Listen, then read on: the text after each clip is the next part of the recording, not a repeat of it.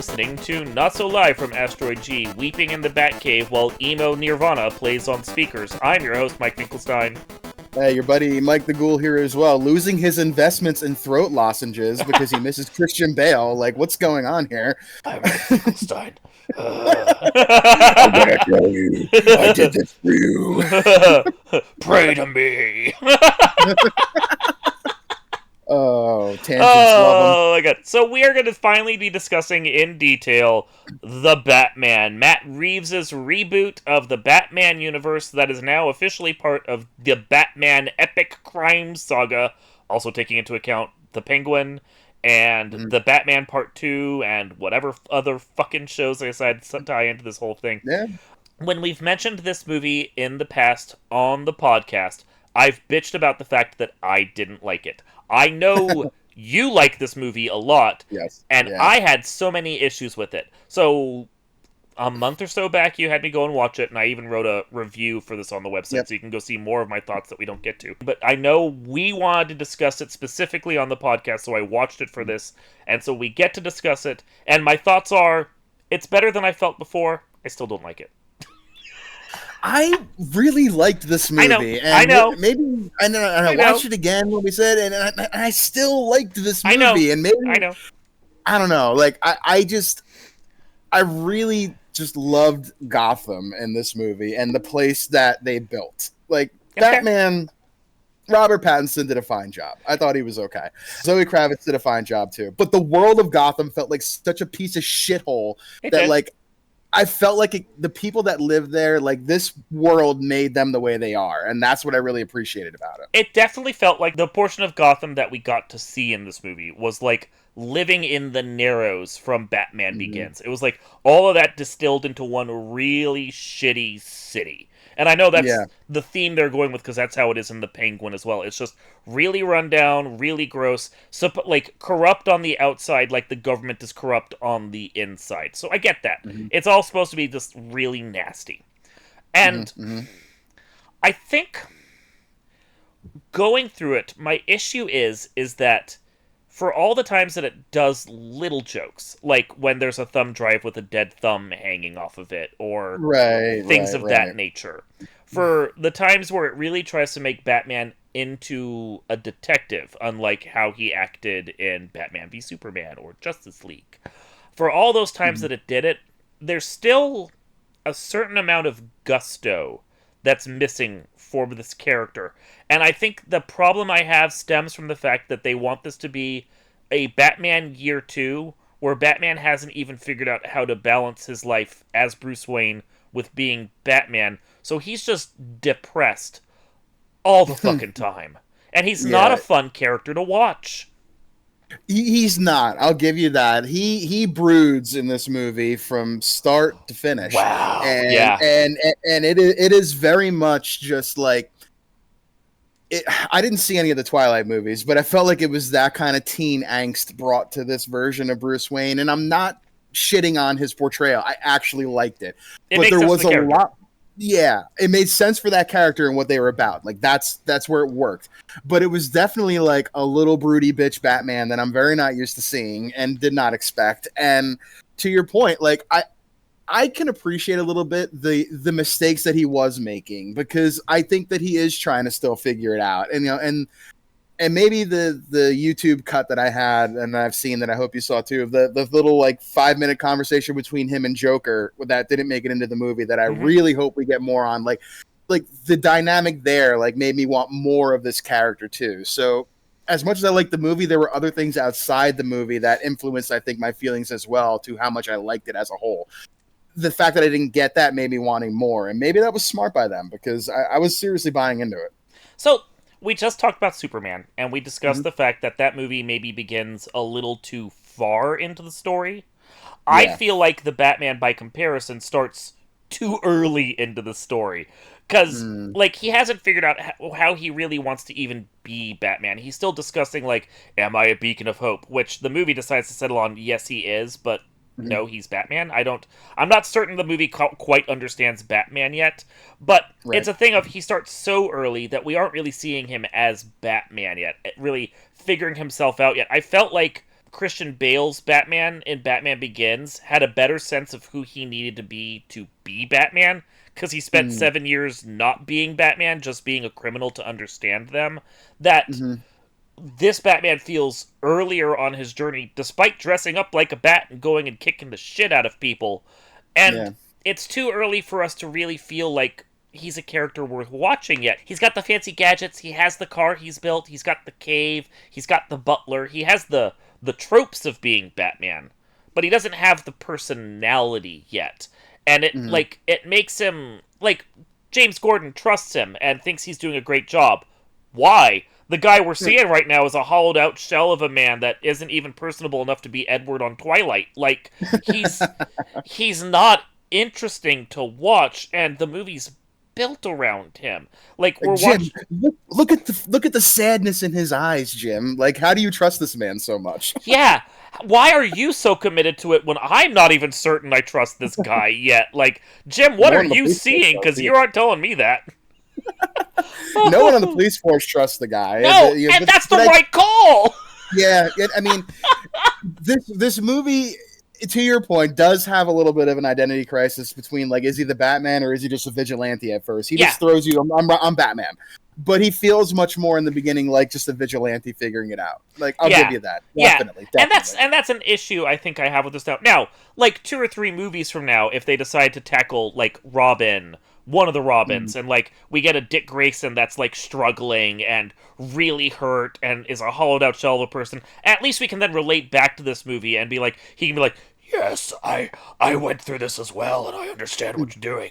Like, I get this. Like, that's fine. He can relate to Dick and help pull him out of that. It's a good mirror, but we're not there yet, and there's no guarantee we're ever going to get that because the Batman movies seem to be afraid of ever doing anything with Robin. So, I mean, like, I don't think we're going to get Chris O'Donnell. Yeah, I don't think you're going to get Chris O'Donnell out. No. No. I want to like this movie. I like the set production, although I'm going to be honest with you, the Wayne Manor being like the interior of a gothic bat cage is just the weirdest fucking set design. Like it was an odd choice. It was a choice, that's for sure. Yeah, like, it was an odd choice. Yeah, that was odd. Yeah. I'll give you that. That was odd. There's not enough personality to Robert Pattinson's Batman, and I don't think it's a flaw of Robert Pattinson. Yes, I don't like him in the Twilight movies, but that's because the Twilight movies are awful. But, like, I just recently watched Mickey 17, and the dude can fucking act. Like, he plays 2 different versions of his character, and there's so much nuance to those performances and so different in personality. You're sitting going, this guy actually knows what he's doing. The Batman doesn't use that very well. Like, I want you to look hollow and empty. Oh, okay. Nailed it. Yeah, nailed it. Just staring off into the distance. I'm sorry, I lost myself for a second there. Oh my god, Matt Reeves, can I get some direction? Just brood. Brood. Just brood. I need you to brood more. Brood. Yeah. Look like Keanu Reeves, but like you're really sad. Like, yeah, look like a really pathetic John Wick. Yeah. So that's the thing, and I know people like Riddler, but Riddler didn't feel like Riddler to me. Riddler felt like a bad version of Jigsaw. He was very Jigsaw-like. Yeah.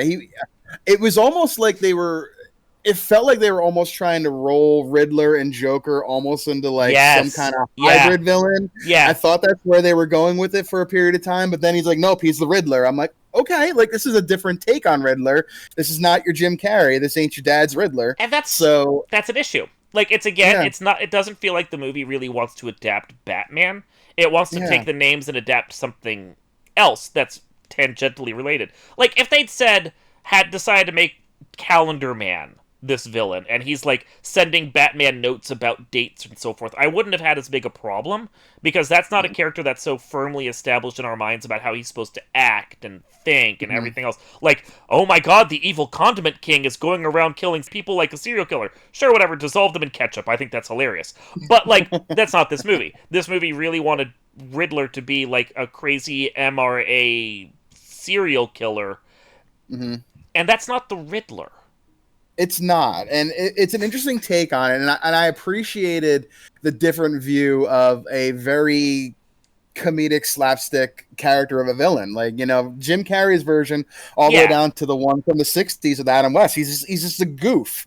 Sure. He's a goof. That's But who he is. but there have been adaptations of him that have made him scary without losing that core essence of himself, and that's Yeah, what I think was missing here. This was a Riddler that didn't have his core essence to him. Like there wasn't humor there. there was no humor to it whatsoever. And like you don't have to have a lot of humor, but you can have some really dry, dark wit to it. I've referenced this before, and you've agreed with me on this. Fight Club has a really Yeah. dry, dark wit, and honestly, it nails the dark and dank tone that this movie was going for while still balancing really weird elements. And not to make it sound weird, I could use a little more Fight Club in my Batman movie. You know what? You're not wrong. There's a grit to that movie that, like, whether it's the way it's shot, the cinematography, that just this rawness to it that sometimes a movie can be just a little too polished, especially if you're going for that real raw feel. Yeah. And this is that kind of weird vibe here where it's maybe a little too polished but not, but it also takes some leaps of logic but not, and it like shorthands characters even though we're starting at the very beginning of a journey. It's uneven. Right.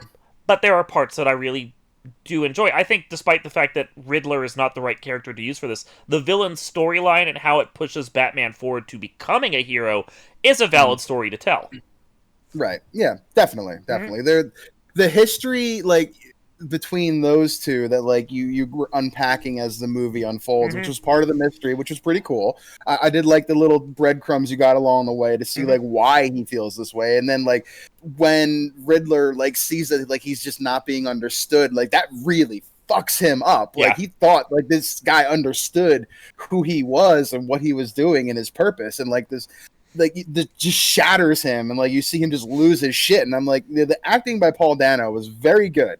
The character, I get it, questionable as a Riddler, questionable with some of the tactics and all that, but if you're gonna give me a Riddler that is that kind of a character, I thought Paul Dano did the best he could with what he had, for sure. For sure.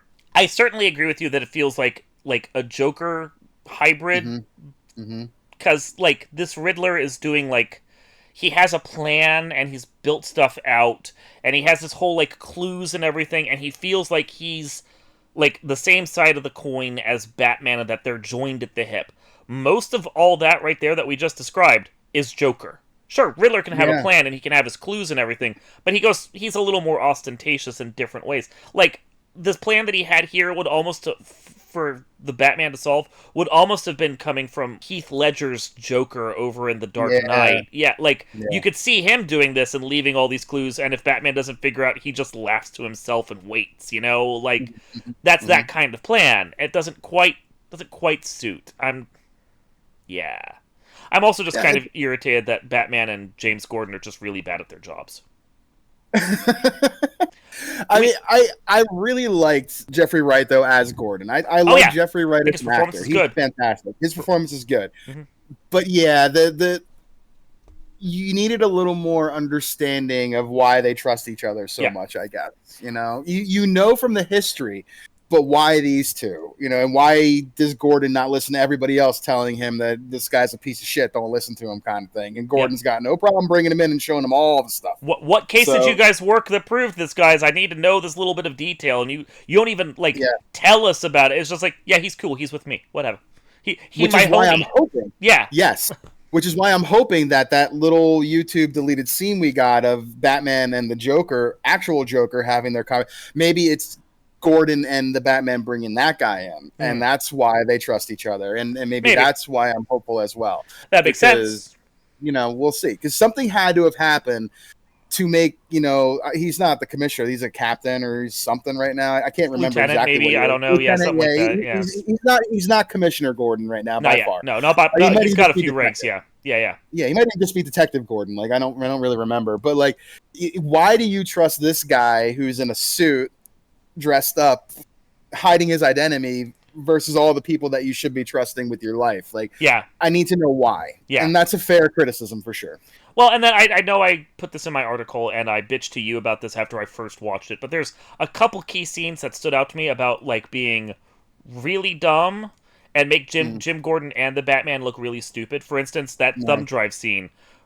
You get a thumb drive from a villain and you immediately put it into your work laptop, James Gordon, and the Batman doesn't stop you from doing that, and then you act surprised that it immediately spreads a virus.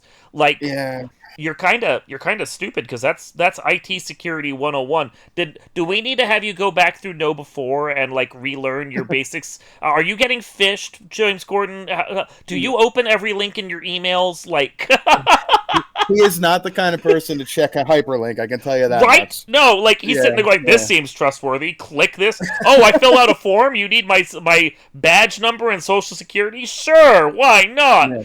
James, come on. And then the fact that the Batman doesn't go, "I have a secure laptop on my bike. Let's use that instead." No, like, come on, man. Just figure this shit out. But there's the other one. So they get into a gunfight with the Penguin, who they have at a crime scene with a dead girl in a car. Now, it's not the Penguin's car, but the Penguin is there working with the dude who killed the girl.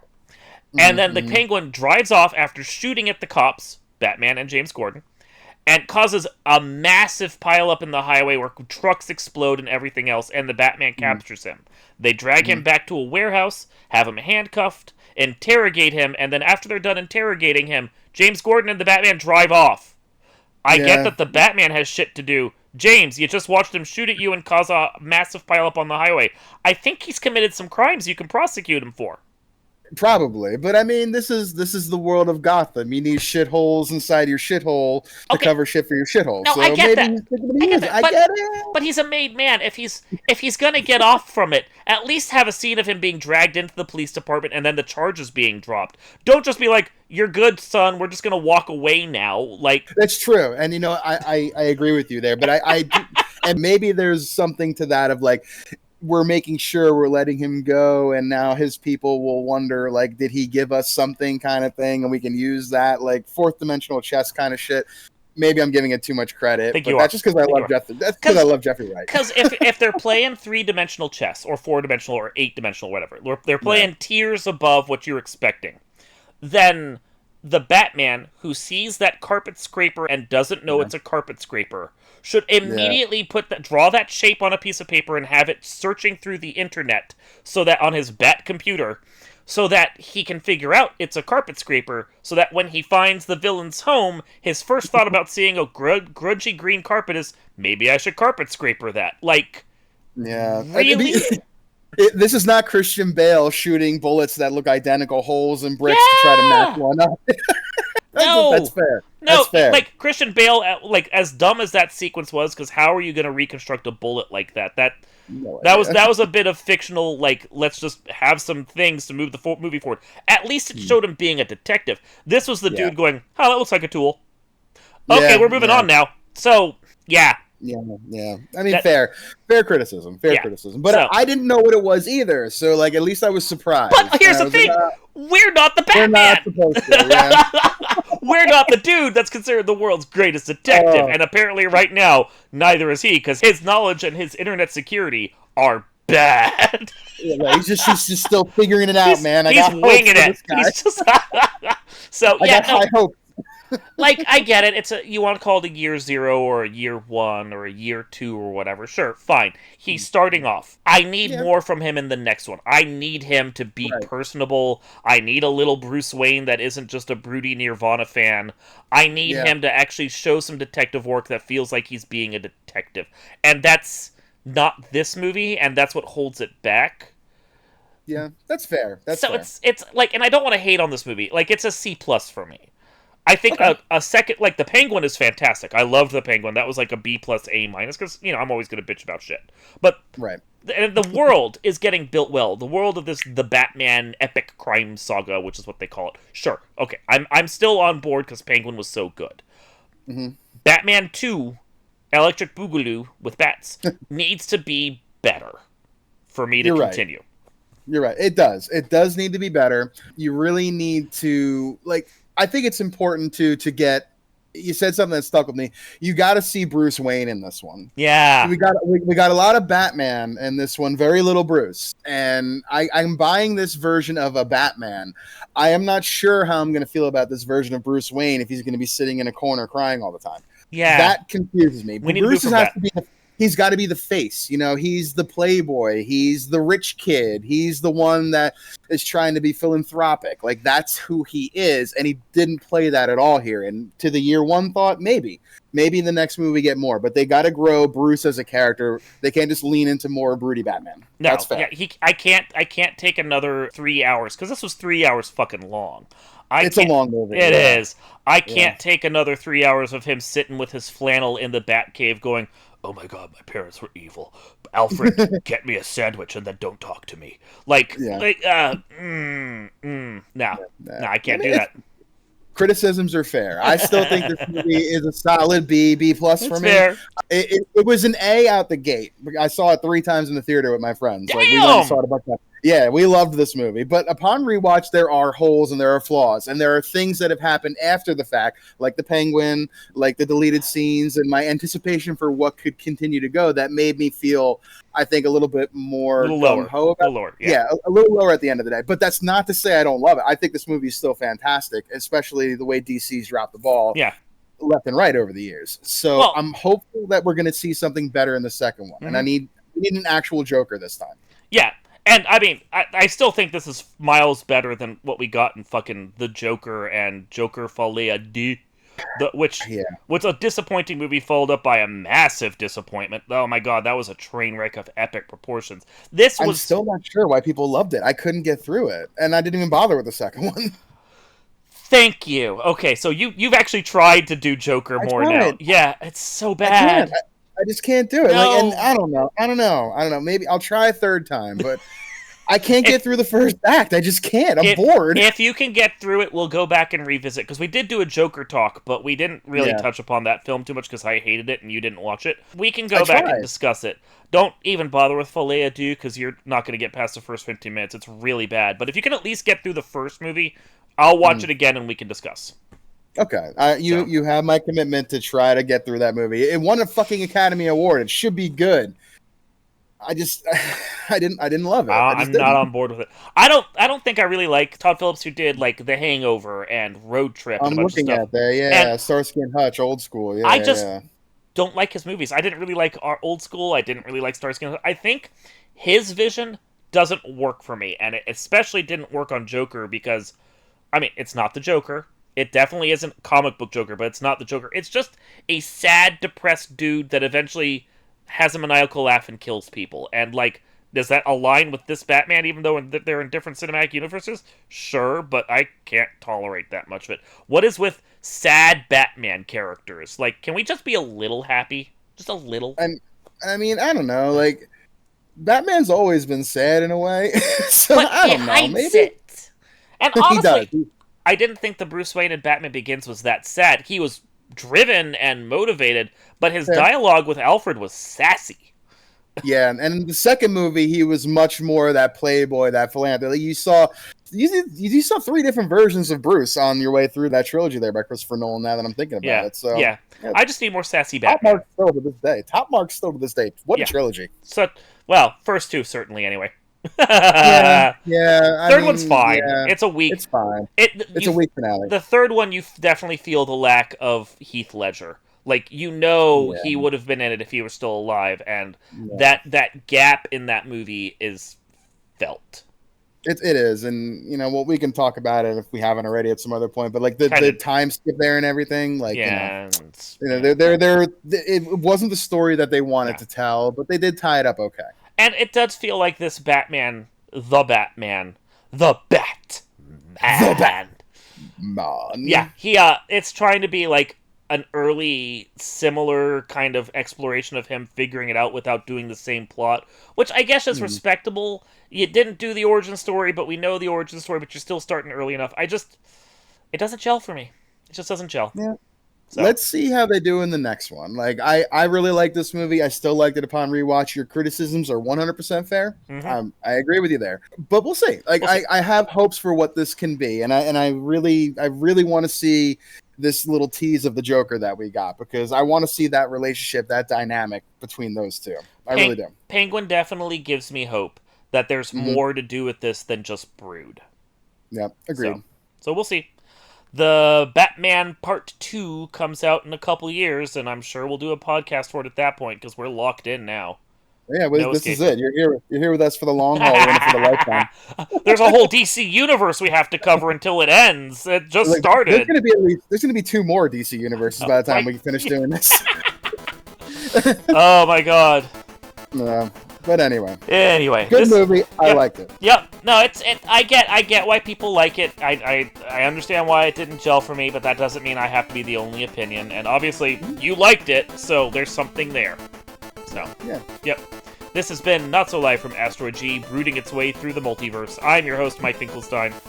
Your buddy Mike the Ghoul gonna go and brood his way to get some dinner, actually. But not Domino's. Not Domino's. We will see you all next time.